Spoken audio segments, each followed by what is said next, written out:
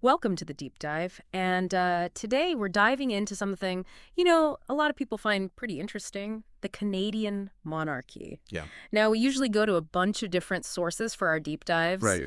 but today is going to be a little different. We're Yeah. going deep, deep, deep Really deep. into one source's, well, you could say passionate perspective on the crown, tradition, Mm-hmm. and what it actually means to be Canadian. Yeah, it's like we're getting like a one-on-one Yeah. with someone's thought process Yes. on something that, let's be honest, a lot of people have, Totally. strong opinions about. Exactly. So our source today is an article called The Canadian Monarchy and King Charles III. And let me tell you something. This author, they don't hold back. Okay, so they come right out and say that Canada, because it's a dominion, Right. has a way deeper connection to the monarchy than most Canadians even realize. And that term dominion, it's not nothing, right? Yeah. It's not just some old word we don't use anymore. Right. It tells us something specific about how things are set up politically, right? Exactly. It's saying that the queen is at the top. Yeah. And the author uses that to say, look, Canada's ties to the monarchy, Yeah. they go way deeper than people think. And they actually use this word, they describe Canada as dormant Dormant. in how it relates to the crown these days.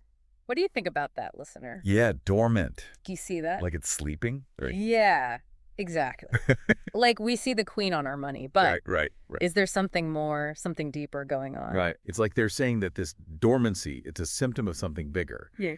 They call it creeping American-style liberalism, Okay. which they think is dangerous Yeah. Right. for being Canadian, for Canadian identity. Wow. So for them, the monarchy, it's not just some, nice tradition. Right. It's the foundation, the bedrock of what holds Canada together. Okay, so let's talk about that bedrock idea. Yeah. They're not just saying it's a nice thing to have. They're saying that it, prevents chaos. They're saying it stops things from falling apart. Wow. They argue that because of the monarchy, because of its history, its traditions, because there's a ruler who's, divinely appointed, Right. it balances out what they see as instability, Okay. the potential for anarchy Right. that you just get with a democratic system. So they think having a monarch, someone who's actually in charge, Right. keeps everything from falling apart. That's a pretty big claim. Oh, it's a big one. And you know what? They don't shy away from what that means. Yeah. They're saying the best system, the ideal, isn't one where the parliament has all the power. Okay. They're saying that the Canadian parliament, Yeah. it should be more like what they call a regency The council. Regency Council. Yeah. Imagine that a parliament that's mostly there to do what the king says. Wow. So hold on. They're saying the monarchy, like a king, is actually better than democracy. That's exactly what they're saying. Yeah. They even say that the whole idea of popular sovereignty, power to the people, Right. that's messed up, flawed from the beginning. They think a system where people decide, it just doesn't have the same kind of stability, the same higher purpose as a monarchy where it's passed down. So I have to ask, how do they square that with, with how things actually are? Yeah. Because, there have been some, shall we say, less than virtuous royals out there. Right? How do they explain that? It's interesting. They actually talk about that directly. Okay. They don't try to pretend that nobody's ever criticized the monarchy. Right. Especially with, what happened with Prince Andrew. Yeah. But they don't condemn it either. Interesting. They go in a different direction. They start comparing. Okay. They're basically saying, look, elected officials, politicians, they're just as messed up. Oh. Maybe even more so, because we put them in power ourselves.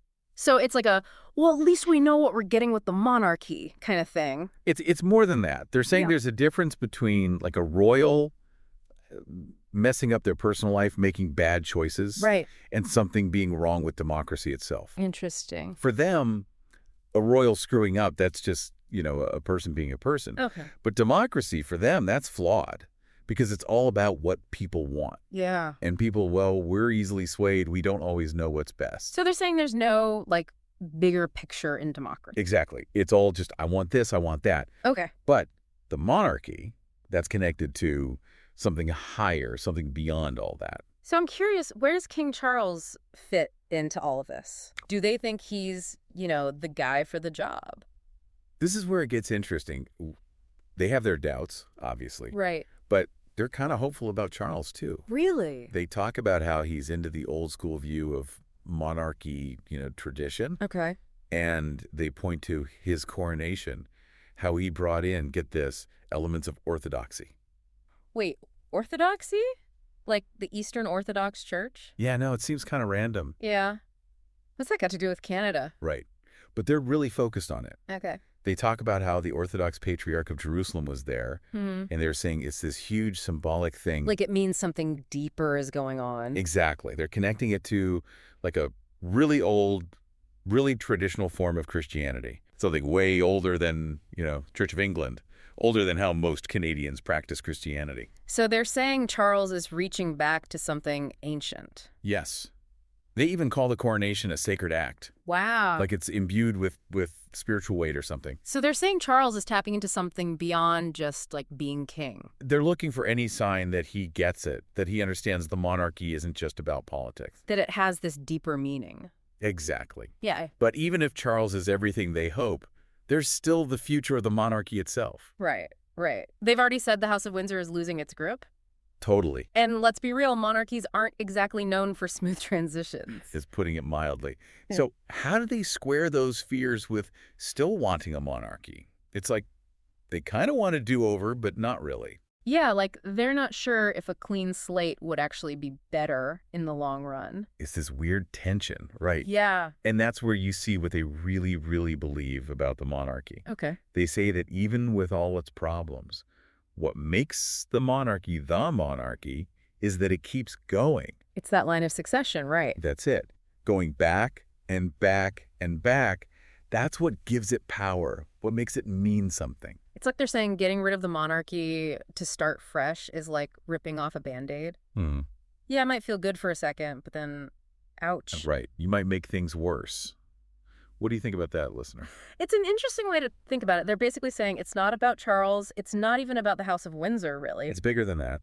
Way bigger. Like the monarchy is something that's like woven into the fabric of what Canada is. Right. And the sovereign, the king or the queen, they're just representing it. Yeah. A living link to the past and a symbol of unity. Exactly. And that's what makes this whole deep dive so fascinating. I know. We're talking about just one person's perspective. Yeah. One person's really strong beliefs about tradition and faith and something bigger than just how we run things day to day. Yeah. Might seem a little old-fashioned to some people. Totally. But it makes you think, right? Mm-hmm. About what we believe. About what the monarchy is supposed to be. It definitely gives you a new way to think about it. For Canada and for ourselves, too. Absolutely.